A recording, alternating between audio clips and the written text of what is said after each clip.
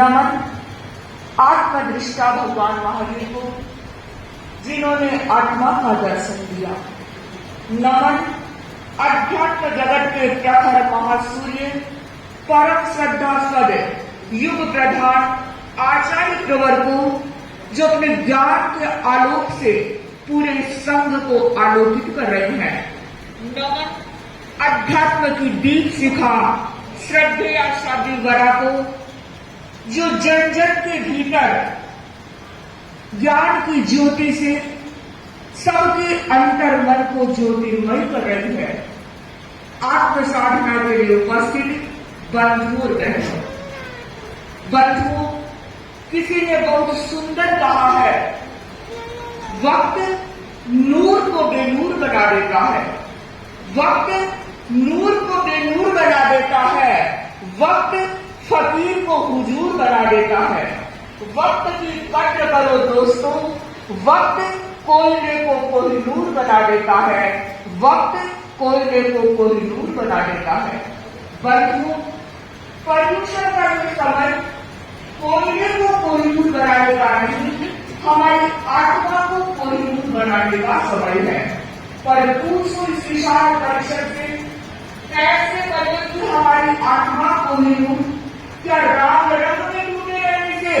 क्या गर्भ गृहस्थी के झंझट में उलझे रहने से? नहीं, हमारी आत्मा कोहिनूर बनेगी संयम की साधना से, संयम की आराधना से, संयम की उपासना से। बंधुओं, संयम सृष्टि का आदि धर्म है। ये जड़ और चेतन दोनों की सुरक्षा का मूलभूत आधार है। जैसे जड़ पदार्थों का अत्यधिक उपयोग भौतिक जगत को विनाश के कागार पर लाकर खड़ा कर देता है, वैसे ही असंयम मानव जाति के विनाश का कारण बनता है। बंधुओं, संपूर्ण सृष्टि के अमन चयन का एकमात्र कारण है संयम। कहते हैं, एक बार वैद्य श्रेष्ठ अश्विनी कुमार से कुछ युवकों ने पूछा कि वैद्यराज, हम स्वस्थ रहना चाहते हैं, हम चिर युवा रहना चाहते हैं, हम अपने सौंदर्य को बरकरार रखना चाहते हैं, तो आप हमें कुछ ऐसा प्रयोग बताएं जिसे हमारी इच्छा पूरी हो सके। बंधुओं, कहते हैं वैद्य श्रेष्ठ अश्विनी कुमार ने कहा, अगर तुम चिर युवा रहने चाहते हो, अपने सौंदर्य को बरकरार रखना चाहते हो, स्वस्थ रहना चाहते हो, तो तुम आंवले का प्रयोग करो। कौन सा आंवला? जो बाजार में मिलता है, जो पेड़ों पर लगता है, जिससे आप मुरब्बा डालते हैं, वो आंवला नहीं। वो आंवला है संयम का आंवला। जो व्यक्ति संयम करता है वो स्वस्थ रह सकता है। जो स्वयं संयम करता है वो चिर युवा रह सकता है। जो संयम करना जानता है वह अपने सौंदर्य को बरकरार रख सकता है। बंधुओं, भगवान महावीर ने अनेक प्रकार के संयम की चर्चा की है। मन का संयम, इंद्रिय का संयम, वाणी का संयम, खाद्य संयम। पर्यूषण का पहला दिन, जिसे हम खाद्य संयम दिवस के रूप में मना रहे हैं। बंधु, इस शरीर को चलाने के लिए, इधर कुछ खाइए, इस शरीर को चलाने के लिए भोजन जरूरी है, खाना जरूरी है। खाना और जीवन का बड़ा गहरा संबंध है। भोजन के बिना जीवन चल नहीं सकता, पर खाने का विवेक होना चाहिए, खाने का संयम होना चाहिए। बंधु, जो व्यक्ति खाने का संयम नहीं करता, वो अपने लिए अनेक समस्याओं को आमंत्रित करता है। बंधु, कहते हैं एक पंडित जी, जिनको निमंत्रण आया यजमान के घर से, पंडित जी को काफी दिनों से निमंत्रण आया नहीं था, इंतजार कर रहे थे, और जैसे ही निमंत्रण आया खाने के लिए चले गए। भरपेट नहीं, बहुत ज्यादा खाया, और जब खाकर के वापस घर आए, सो गए। बैठ नहीं पाए और बंधु संयोग देखिए थोड़े ही देर के बाद में फिर एक निमंत्रण आया। किसी ने फिर भोजन का निमंत्रण भेजा। पंडित ने सोचा क्या करूं, पेट की तरफ देखा तो पेट ने कहा कि अब ज्यादती मत करना, तेरा अपना हूं। जीभ की तरफ देखा तो जीभ कह रही है तेरे मुंह क्यों सुनता है पेट की बात, चल चलते हैं। कितने दिनों के बाद तो निमंत्रण आया है। बंधुओं, वो पंडित निर्णय नहीं कर पाया और सोचा पिताजी के पास चलता हूं, पिताजी जैसा कहेंगे वैसा कर लूंगा, आज्ञाकारी रहा होगा। और कहते हैं वो पंडित अपने पिता के पास गया और पिताश्री से कहता है पिताजी अभी मैं खाना खाकर आया हूं और मेरी हालत कैसी हो रही है, ऊर्ध्व गच्छन्ति लोकारा नाधो गच्छन्ति वायुः निमंत्रणं समायातः तातः ब्रूहि करोमि कि पिताजी मेरे पेट की हालत ऐसी हो रही है, न तो मुझे डकार आ रही है, न अधोवायु का निस्सरण हो रहा है और फिर मुझे बुलावा आया है, तो मुझे क्या करना चाहिए।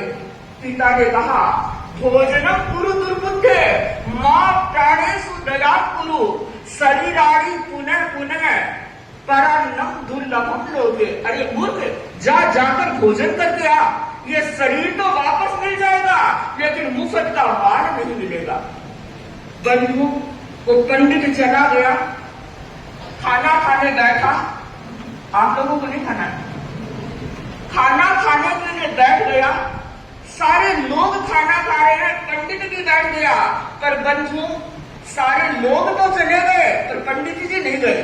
सोचा थोड़ा और खा लूं, थोड़ा और खा लूं, थोड़ा और खा लूं। और बंधु आप जानते हैं अति सर्वत्र वाजये, अति सब जगह पूरी होती है, हमारे लिए ही नुकसान करने वाली होती है।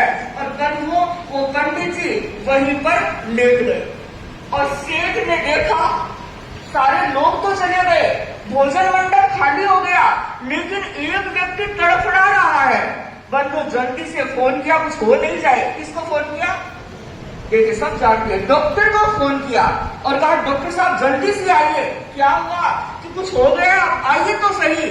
और कहते डॉक्टर आया, उस पंडित को देखा और कहा कि सेठ जी घबराइए नहीं, ज्यादा कुछ नहीं हुआ है, इस पंडित ने बहुत ज्यादा खा लिया है इसलिए ऐसी स्थिति हो रही है, अभी मैं 2 टेबलेट लिख देता हूँ, वो इसको दे दीजिए, वो ठीक हो जाएगा। बंधु जैसे पंडित के कानों में ये शब्द गिरे, उसने कहा डॉक्टर साहब अगर पेट में 2 टेबलेट की जगह होती तो 2 बादाम की कतरी नहीं खा लेता। बंधु हम हंस सकते हैं उस पंडित की बात पर, हम हंस सकते हैं पंडित की नादानी पर। पूछिए अपने आप से हम क्या कर रहे हैं। जब हमारे सामने हमारी मनपसंद डिश होती है, जब हम शादी ब्याह पार्टी फंक्शन में जाते हैं, तो क्या हम खाने का संयम रख पाते हैं?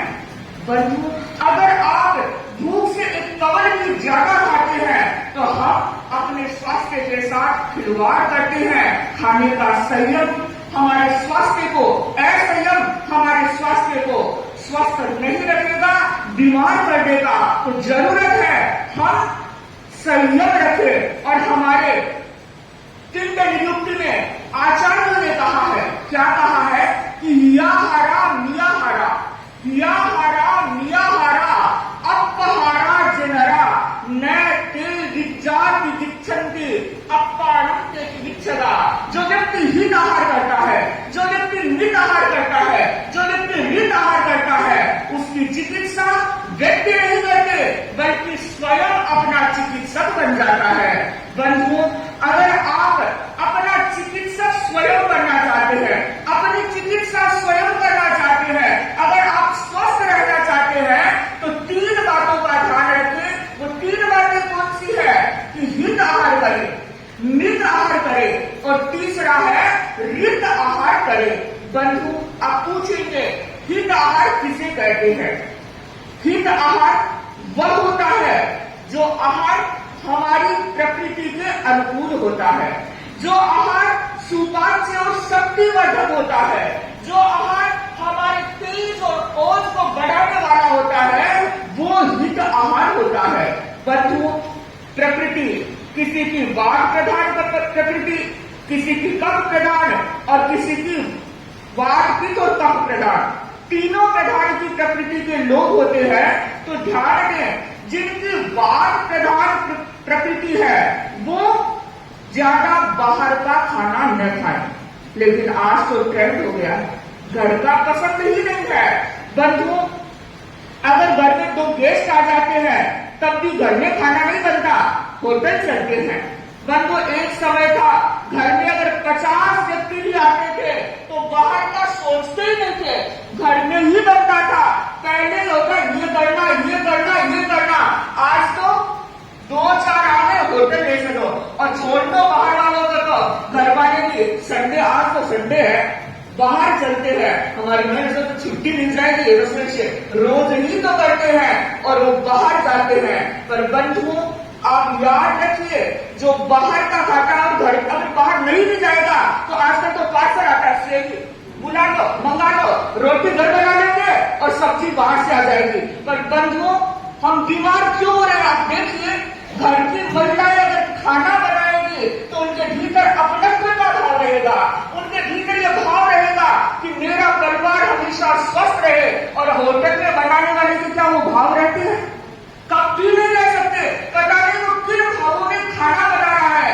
दूसरी बात, घर की महिलाएं जब खाना परोसती है, पास में बैठती है, प्रेम से खिलाती है, एक रोटी पेट भर भी जाता है, फिर भी कहते एक रोटी तो और ले लीजिए, एक रोटी तो और ले लीजिए। लेकिन जब बेटे को, वो बेटे किन भाव में खिलाता है? अगर आपने जितने पैसे दिए उतनी रोटी मिलेगी, अगर एक ही भूख है फिर नहीं मिलेगा। तो बंधुओं, वो जो पोषण हमारे शरीर को मिलना चाहिए वो नहीं मिल सकता। और बंधु, मैं तो बहुत बार कहती हूँ कि होम टू होटल, पहले हम घर में थे तो कोई बीमारियां सुनी थी क्या? किसी ने सुना इतनी बीमारियां होती थी? तो पहले लोग घर का खाते थे तो होटल जाने की जरूरत नहीं थी। तो आज तो होम टू होटल, हम घर से आ गए हैं, होटल में आ गए हैं, होटल का खाते हैं और फिर वापस घर आने की जरूरत नहीं है। हॉस्पिटल गली गली में बन गए, home to hotel, hotel to hospital. फिर कहाँ बनाओगे? क्योंकि पता ही नहीं आप क्या खा रहे हो क्या नहीं कर रहे हो। तो जरूरत है हम हित आहार करें। दूसरा है मित आहार, हम जितनी भूख है उससे कम खाए। और तीसरा आहार है रित आहार।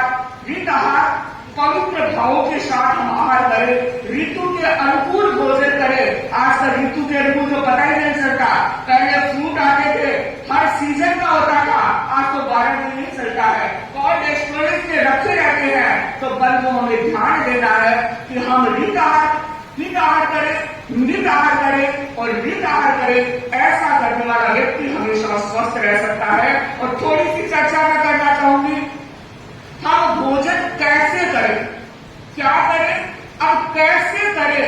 बंधु, भगवती सूत्र में आया है, कुछ दिए है कि हमें कैसे भोजन करना चाहिए। तो पहला लिखा है चव, यानी चप करते हुए भोजन नहीं करना चाहिए। बंधु, एक व्यक्ति होते हैं, खाना खाते हैं, आवाज करते रहते हैं, चप चप चप चप की आवाज सुनाई देती है। अगर पास में कोई बैठा है तो वो सोचेगा कितना फुअर व्यक्ति है, खाना खाना नहीं आता। हम खाना ऐसा खाए कि पास वाले को भी पता नहीं चलना चाहिए कि मैं खाना खा रहा हूं। तो आवाज करते हुए कभी भी भोजन नहीं करना चाहिए। दूसरा है यानी सू करते हुए भोजन नहीं करना चाहिए। बंधु, किसी व्यक्ति को मिर्च मसाला पसंद होता है, तेज मिर्च का पसंद होता है, खाता चला जाता है, सू करता ही रहता है। बंधु, घर में कोई गेस्ट आ जाएगा, वो क्या सोचेगा, लगता है इसने ऐसा खाना देखा ही नहीं है, आज पहली बार मिला है, मुंह जल रहा है फिर भी छोड़ नहीं रहा है। तो ऐसे तरीके से भी भोजन नहीं करना चाहिए। और तीसरी बात, बहुत उतावल में भोजन नहीं करना चाहिए। बंधु, हर काम तो मौज से करते हैं, आराम से करते हैं, लेकिन जब खाना खाते हैं तो कहते हैं हूँ आयो तू चाट, हूँ आयो तू चाट। और बंधु, ऐसे करेंगे तो एक दिन अपने भी बहुत जल्दी चले जाएंगे।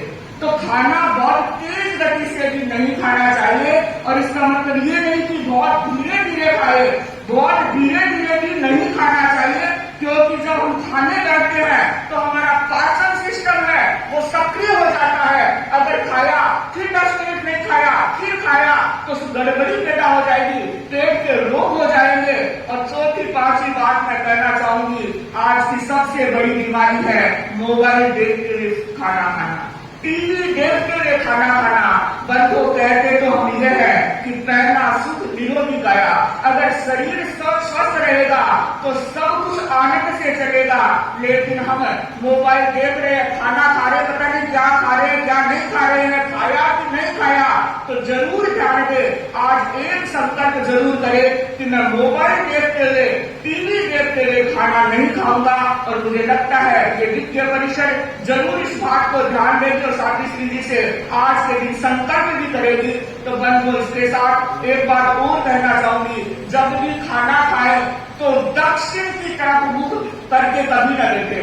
जो दक्षिण की तरफ मुख करके बैठता है, क्योंकि दक्षिण में यम का वास रहता है, वो व्यक्ति बहुत जल्दी रोगग्रस्त होगा और यमपुरी का वासी भी हो सकता है। तो जरूरत है हम खाने के नियमों को समझे। तो आज के दिन को हम खाद्य संयम दिवस के रूप में मना रहे हैं। तो हमारा केवल आज का ही नहीं, हम तो चाहते हैं हमारी जिंदगी का हर दिन खाद्य संयम दिवस बने और हम स्वस्थ रहकर अपनी आत्मा की आराधना साधना कर सके। इन्हीं भावों के साथ अब मेरा कर्मठ भाव भरा विनम्र निवेदन, श्रद्धेय शांति भरा मोहन।